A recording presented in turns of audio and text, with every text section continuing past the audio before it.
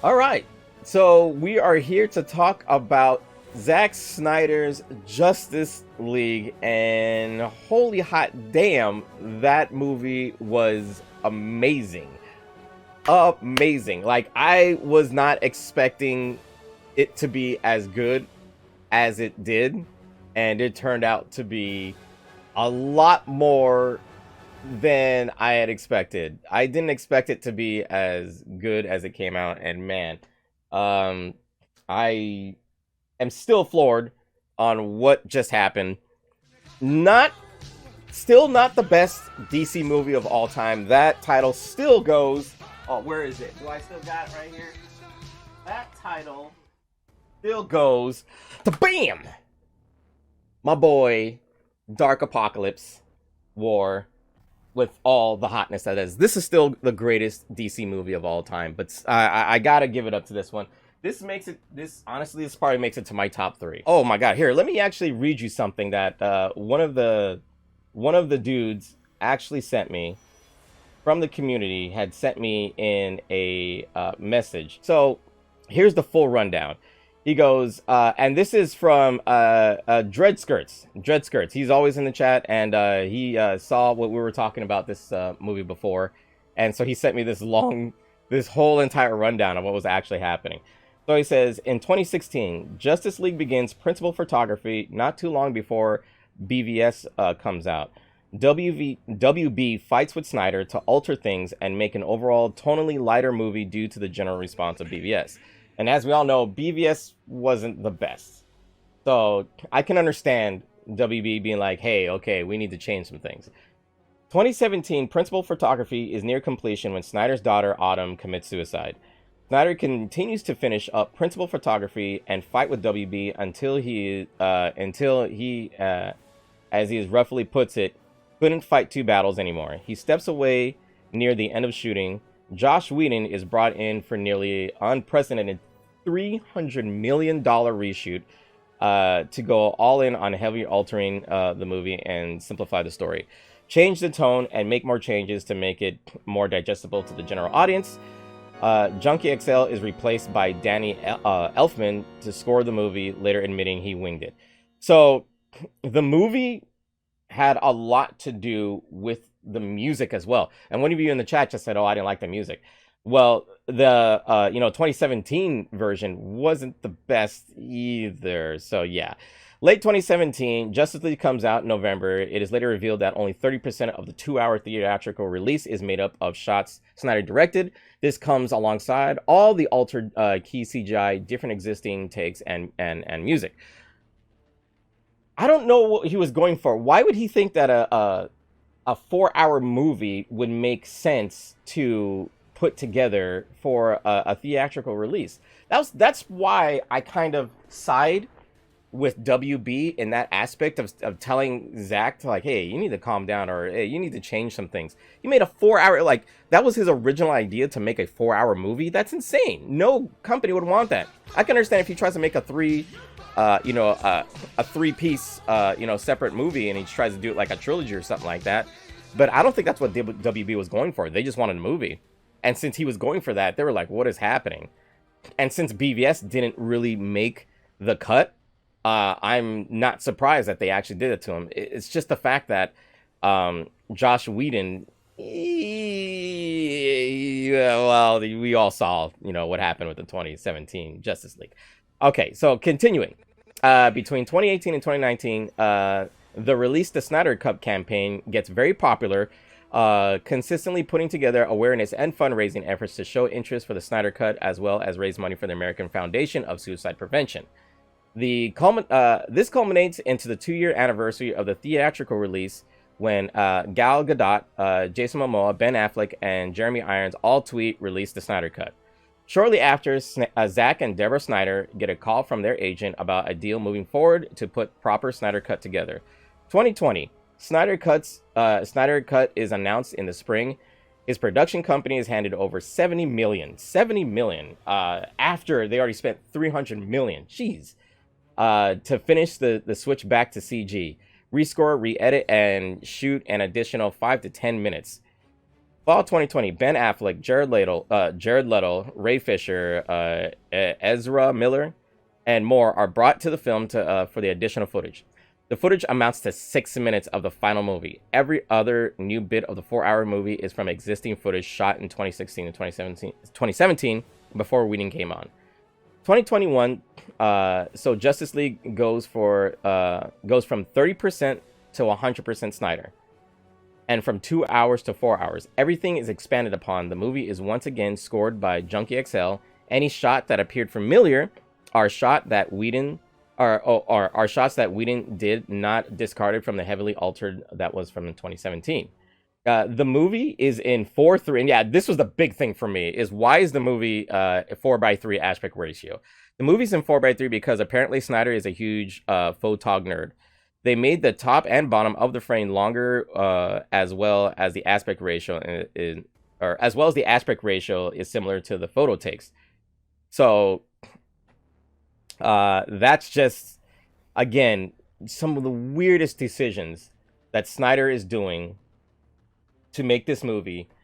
And to be honest, I can't blame WB for going the route that they did, for taking everything that he made and said, nah, we got to change this quick. He's going to ruin this movie again. Because you can't really you can't really trust a guy who made BVS and then hope that he does a really better job with getting all the characters, and then he splits it into 4 hours, and you're like, what is this guy doing? Why did we give him so much money? Let's get him out and let's put somebody in. So of course Snyder is fighting back, but then, unfortunately, his daughter had passed away, and he decided, okay, I just got to back out. He backs out, and they literally ruin his movie. And the problem is that no one had any idea that he made a good movie. Like, everyone just assumed, oh, he probably, ruined the entire thing altogether anyway. Like, it's total trash. No one's really worried about what he's going to put together anyway. Let's do this thing. But to be honest, when you actually see this movie, you realize that this was a personal, like, mission for him. This was like, I mean, no disrespect to his daughter, but this was like another child for him. Like, he put so much heart and soul into this movie. It's actually incredible. Like, but for those who sat down and watched the whole movie, I'm sure the pacing was just fine. It didn't drag too much to the point where, like, oh my god, this is 4 hours. Like, I didn't feel that. And by the 4:3 aspect ratio thing, to be honest, I didn't notice it. By the time I got to the last parts of the movie, I had no idea. I didn't even notice that it was a thing. The black bars on the side weren't even there. I was engaged in the movie, and I was watching the characters go through what they were doing, and it was absolutely insane. So it makes top 3 of the best DC movies live action as well. And that goes to Dark Knight, obviously, and then the original what's his name? Michael Keaton Batman, the original Michael Keaton Batman, and then you also have this one. I can't believe he actually made a good movie. I gotta admit, I wasn't expecting much, and I think that's what made me very surprised while watching it, is the fact that I just wasn't expecting it to be as good as it turned out to be, and I was pleasantly surprised. Why would you want something to be bad? Like, that's the crazy thing, is that I don't want it to be bad. I want it to be great, and it actually did. And I'm gonna say it right now. If you didn't like this movie, you're a hater. You're a hater. You're a hater. You hate you hate Zack Snyder. You hate anything that he does, and you hate anything that he tries to put out at this point. You hate him. It's not the fact that he puts out a movie that you can't handle. It's the fact that you just don't like him, so that anything that he puts out will immediately just trigger your brain into believing that it's going to be bad, and that it is bad. Like, that's it. Like, you are straight up. If you can't look at this movie with a bias, aspect of just watching it for what it is, you will enjoy this movie. If you are a DC fan, who's a DC fan? Am I a DC? I'm not a DC fan. What is this? Ooh, what is that? I'm not a DC fan. I don't even know what that means. I just watched the movie for what it was. And I enjoyed it, and that was it. I didn't care if it was Zack Snyder and, oh, he made BVS and he was gonna ruin it anyway and all this stuff like that and all the things that he said, you know, in interviews and stuff. Like, no, I just watched the movie for what it was, and what I saw was a good film, bottom line. And I was surprised. I said to myself, I was not going to watch this movie all 4 hours. I was so engaged, I sat there for the 4 hours and I watched the whole thing. So let's face it, Endgame knocked it out of the park. Endgame and oh god, I forgot the one before it, but those two movies were built with an entire, you know, MCU franchise before it even got to those epic movies. He had to put so much work into getting this all together, not by himself, obviously not by himself, but to be able to do all of that in one movie is insanely difficult. And the fact that he did this good of a job within a 4-hour time span is commendable. And I give it up to him, man. So with that being said, spoiler time. Yeah, we're gonna get into some spoilers right now. So I'm curious to see what you guys have to say. I think I saw Zack Snyder in here. Yes, the actual Zack Snyder was in my chat. Where is he at? I want to hear his opinion on this as well. I want to hear your guys' opinion. We can definitely see you guys on stream. Let's switch some of these characters. All these characters who actually made it to the movie. A lot of these characters didn't even make, because these are a lot of Batman characters. Yeah, a lot of these characters didn't even make it in the movies. But yeah, you had Superman and Batman. Green Lantern wasn't in there. We had Flash. We had Cyborg. We had Sub-Zero. Sub-Zero was in the movie. I remember that. Yeah. Aquaman was there. Wonder Woman. And Darkseid. Yeah, all these mofos were in there. Martian Manhunter was a surprise. I knew he wasn't going to get a major part in the movie, only because of how he was introduced. And how he was introduced was really funny. Like, he took he took the form of Clark Kent's mother, and then he just, you know, has a long-winded talk with the waifu. And the funny thing is that even when the real mother came to see Clark at the end of the movie, there was no like, oh, I'm really glad that you talked to me earlier. And then the mother was like, huh? Like, I would have wanted to see that. I wanted to have seen her, like, actually be like, hey, what you talking about? Like, Martha just go, like, hey, what's happening there? But I kind of like the way he turned out. He was actually pretty... The CGI was great. Like, the CGI was great. A little too much CGI overall, but it was still enough to... It wasn't enough to where I was like, oh my god, just stop already. Like, no, it was good. Dude, the character building, holy crap. Bro, the biggest arc in the movie was Cyborg. I was like, what? From when we go back and look at the 2017 Justice League, he was barely in the movie. But man, the crazy amount of story that was put into Cyborg was crazy surprising. Like, I was amazed by how well he was fleshed out in that movie. I couldn't believe it. I could not believe they put that much time and effort into him. And his story was fleshed out well. Fleshed out very well. Kudos to what Zack was going for when he had the vision to just say, you know what? Let's focus on Cyborg. Let's flesh his story out. And then we'll work on everything else around that. I was like, what? That was amazing. There he is. Zack Snyder's in the chat. How did you like the new Steppenwolf? Steppenwolf was great. Also, another character that got a lot of screen time. And you kind of felt bad for the character as well. It wasn't the fact that he was just unga bad guy. No, he was trying to impress his master, and he was doing everything he could because he betrayed him. And so that character in himself had an arc as well. And I kind of felt bad that they, chopped his fucking head off. It was like, damn, they did this boy like that. All he wanted to do was impress Darkseid. That's all he wanted to do. Like, that was his big thing.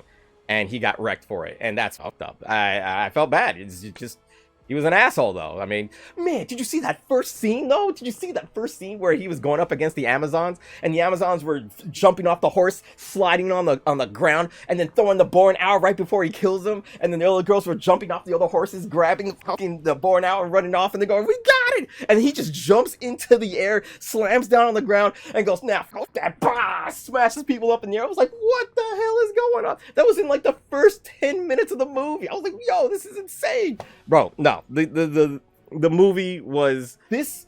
They're actually doing this. They're actually making this enjoyable to watch with a 4:3 screen? How dare you, sir? How dare you make this look good? Like, I'm pissed.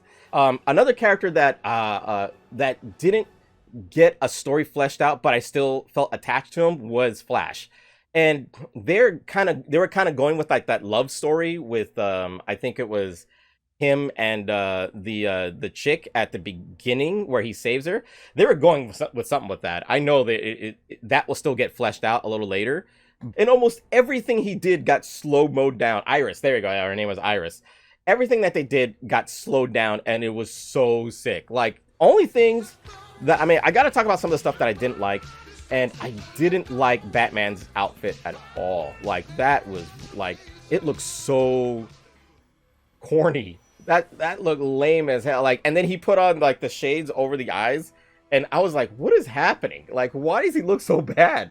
It was probably one of the worst cosplays I've ever seen of Batman. Like, ever. And that kind of made me... that kind of, like, took me out a little bit. But Superman... The idea that they brung back Superman was really dumb in the 2017 Justice League, but the way they did it in this one felt way more believable, and it didn't feel rushed. And you could literally tell how much they rushed it with the original. And then you go back, you look at this, and you're like, oh, this is why it was so bad. Can you feel the Flashpoint vibes? Here's the thing. Let's talk about that part, because oh my god, that was awesome. Like the part where the Flash realizes that he done messed up, he done goofed, right? He didn't run fast enough to stop the mother box from exploding, and so the mother box explodes. He sees what's happening, everything is blowing up around him, and he stops time, and they give him that Flashpoint arc right then and there, where he runs so fast that he turns time backwards. And the score, this is what was crazy to me, is that Snyder was very big on getting the score that was changed, because I didn't notice honestly, I didn't notice the music in the original. This is probably the reason why the 2017 movie just wasn't that good. The music was legit. It wasn't some of the music was legit. The music was legit.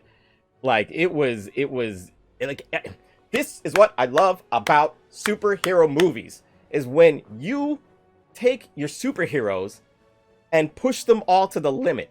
And that's exactly what Snyder did. This is exactly what happened in... Give me this. This is exactly what happened with Apocalypse War. This is exactly what happened with Endgame. And this is exactly what happened with the Snyder Cut. All of the superheroes are put to their limit. They have to fight or they're going to die. And there are other characters that are stronger than them, and they have to do everything that they possibly can to take them out. And they are stretched to the limit with that madness, and it is beautiful. The only person that really wasn't pushed to their limit, though, was Superman. Superman is Superman. He's that. I mean, and you can't really do that anyway, because he just came back. So to put the character, to have the character come back, and then all of a sudden just push to the limit at that point, kind of would have been like, you don't really need to do that right now. Everybody else was busting their ass to get this guy out of the way. And again, Steppenwolf was a great call. No one cares about Steppenwolf. Nobody. You look at the comics, he's a jobber. And then you look at him in the movie, he's a completely revision jobber. But man, Snyder gave this character such a damn good arc that it was like, he didn't really have an arc, he just gave him character. Like, he gave him a reason. Like, it wasn't just, hi, I'm bad guy, I punch things, I'm evil, rawr. Like, no, it was, I need to really impress, Darkseid, because then I messed up somewhere. They didn't really get into that, honestly. They didn't really get into that story of what he actually did to betray Darkseid. Or maybe they did and I didn't see it, but it was still well done. It was good motivation, and that's what I love. That's what I love, man. Yeah, he was like an elite jobber. Who cares? He was a sad boy. He was a sad boy. He was a sad boy, but he was a badass. He was a badass sad boy, man. God, the things that he was doing to all the superheroes was awesome. Like, come on, man. That was amazing. It was amazing. The Joker. Okay, so the Joker scene, I guess the Joker scene at the end of the movie was like, it was okay. I honestly didn't think it was even needed, to be honest. I think it ended out just well. I think that was kind of, you know what it was? It was the fact that there was this big moment where Batman says, like, he says, yeah, it was a tacked on scene, right? And Batman basically tells Joker that, hey, while Harley Quinn was bleeding in my hands, she told me, I'm gonna kill you. I'm gonna kill you slow, and I'm gonna make you bleed and all that stuff like that. And then there was like this long pause, and I was waiting for Joker to say something crazy, and then he goes, "You almost got me there," and I was like, "Okay." That was it. And then it just ended. And then I was like, "Oh, here comes Superman!" Boom! We were like, "Oh, crazy!" And I'm like, "It set up nothing. It literally did exactly." Loves all. It was a setup, and then there was nothing. I was like, "Oh, you almost got me there." I'm like, okay, cool, okay, all right. Like, I was just like, yeah, I was like, oh, okay. I wanted to see something. I wanted something more from that. See, this is the problem. This is the exact problem. I wasn't expecting much from the movie, but I was expecting something spectacular with the Joker scene and Batman, and it was actually flipped for me. The movie turned out to be spectacular, and the Joker scene turned out to be underwhelming. If you expect so much from something, you end up getting disappointed, and I think that tends to happen a lot with these superhero movies, and it's rare when they do meet your expectations. Like with Endgame. Endgame met our expectations. I think everyone can agree on that. And we were all expecting the most like one of the best movies out of the entire franchise, and it was. And then you go to something like, let's say, WandaVision, where we were expecting something spectacular at the end, and then we got, the ending, and we're like, oh, okay. You know what really made the movie great, guys? No Lex Luthor. No Lex Luthor. They took that man's part, and they Jar Jar Binks the living crap out of him. They said, you know what? People didn't like him in BVS. Let's go ahead and take his ass and take him over there. He did get a bit part in the end of the movie, but, who cares? Who cares? As long as he's gone, everybody's happy. Yeah, Jesse Eisenberg. Jesse Eisenberg, great actor. He's done a lot of cool stuff. I think he's awesome. Just not for Lex Luthor. No. Stop it. No, not for Lex Luthor. No, you're horrible casting. Horrible casting. Please don't do that again. And what blows my mind is how the company was on board with making Zack Snyder do his version as well. So I what's crazy is that as nutty as this whole thing turned out, I understand it's Joss Whedon. Yeah. Well, why would you say that? Why would you say, F Joss Whedon like that? I mean, he's done a lot of other movies too. Yes, Joss Whedon was the one that did the theatrical version, but okay, so let's look at it from his perspective. He's given all this footage. He has to take 4 hours down to 1 hour and make it more accessible for the general audience. You know how hard that is to actually pull that off? Like, you're using someone else's material, and then you have to explain all of that footage to a general audience. Like, dude, that's and the company's like, yeah, just figure it out. And you're like, what? What am I supposed? That's exactly what happened to the original Michael Keaton Batmans. Once the Penguin came out and blood was dripping all over his face and everything, like, the kids were freaking out, and you can't sell toys. So the company's like, yeah, we need to go with a different direction. So they go with a different direction, and everybody hates it. So it's like, what do you do as a director? We all know what's going to happen now. All the actors already left. There's probably going to be a reboot after this, but I think that's fine. I think he left. If the franchise gets rebooted, you know, starting now, and none of the actors come back, I think that means that it left on a high note, and that's fine. That's fine. I think if that's the case, if it leaves on a high note, we're all perfectly fine. It's not the end of the world. Let's see what some other director, you know, takes the characters and see where they go from there, and maybe make it a little brighter. Let's face it, everything is dark, it's dreary, it's sad, it's sulky, it's rough to watch sometimes, man. I want something to be a little bit more. It's brooding, yeah, gritty, it's edgy. Like, this isn't a Batman movie. This is a Justice League movie. Let's have some light, please. Like, I remember there was a scene where Gordon turns on the bat signal, and then there's Batman. And Batman is literally standing on top of a statue of death. He's literally on top of, and it's literally his skull, and it's literally just, it's death. And I'm like, what? Why is there a statue of death on top of a building in Gotham City? Why would somebody make a building like this? And why is he standing on top of it? Like, who does that? Like, it's the idea of, yeah, this is dark and gritty and edgy and brooding and sad, and you're like, what? Why? What are you doing? I don't need to see that. God, this was so cool. Man, this was so dope, man. The idea that they actually failed. They failed at stopping the mother box from coming together, and they messed up. And then you see the sadness in Cyborg's face when he goes, "It's too late." And then everything goes, and then everybody goes, "Oh shit!" And they jump out and they try to stop it at the same time, and then everything just explodes. You're like, "Oh damn! He actually messed up." It was so dope, man. I was like, "Oh no way! They actually didn't get it. Like, it actually wasn't as planned. Like, things didn't go as planned. It was great. Like, it was so cool, man." But yo, let me listen to you guys. What do you guys think, man? Like, what's going on here? That one man who shot Flash deserves a raise. Yo, okay. What is going on here? What's going on with Batman? This Batman is supposed to be that guy that doesn't, you know, kill. He doesn't kill. He doesn't do anything.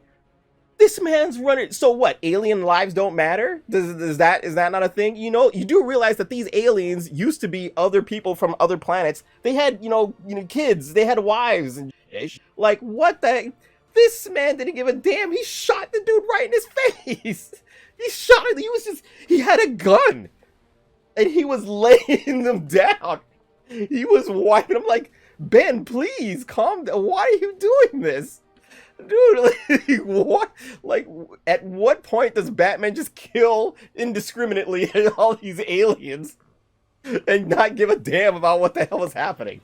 You're supposed to knock them out, Batman. That's your thing. He's like, no, those are aliens. Fuck those guys. Aliens, please. Humans, they're okay. Humans, I'll knock them out and give them permanent brain damage or some sort of, put them in a coma or something like that. That's fine. I don't kill. But when it comes to aliens, yo, bring out my alien gun. Shooting it in the head. Murder everything. Yeah. Batman. Yeah. Like, okay. Thank you for seeing it from that side, too. Well, I mean, it's just, you gotta understand is that everybody has a job to do, and there's pressure on literally everything. There's pressure on WB, there's pressure on HBO Max, there's pressure on Whedon, there's pressure on Zack. And honestly, I think obviously the hardest pressure was on Zack because he was missing out on, his home life. And sometimes that's just very difficult to handle, and things just kind of boiled over on his personal life, and I can understand why he was just like, I just can't do this anymore. And it probably tore him apart to even leave that project, because he was fighting so hard to stay on the project so that he can show the world his vision. And by the time he left, WB was like, haha, we got him. And they ruined his story, and they're just trying to save their asses. And, this things just go completely, like, just far south after that. Oh, no. I guarantee you Zack Snyder's home life was... I mean, that's probably a story we'll never truly understand, from his aspect. To have to go through that is very daunting. and heartbreaking, but I would have done the same thing. I would have done the same thing in a heartbeat. Like, that wouldn't have been a second thought. Like, what the fuck? Are you kidding me? DC has some great superheroes. They have a great plan as far as how they set things up, and they got really cool characters. This is the reason why we like DC comics. This is why we like MCU comics. They got cool characters, and we love them since their inception. So they're always fun to watch, and I can't wait to see more. I want to see what else they come up with. Who's coming up next, and who's going to be directing. Where are they going to go with the story? Where are they going to go with the characters? How is it all going to come together? In maybe another grand fight against Darkseid. So we'll see. We'll see what happens. But yeah, this is going to be something that that we all are gonna wait, check out, and see how well it fleshes out. So until then, I can't wait. It's gonna be awesome.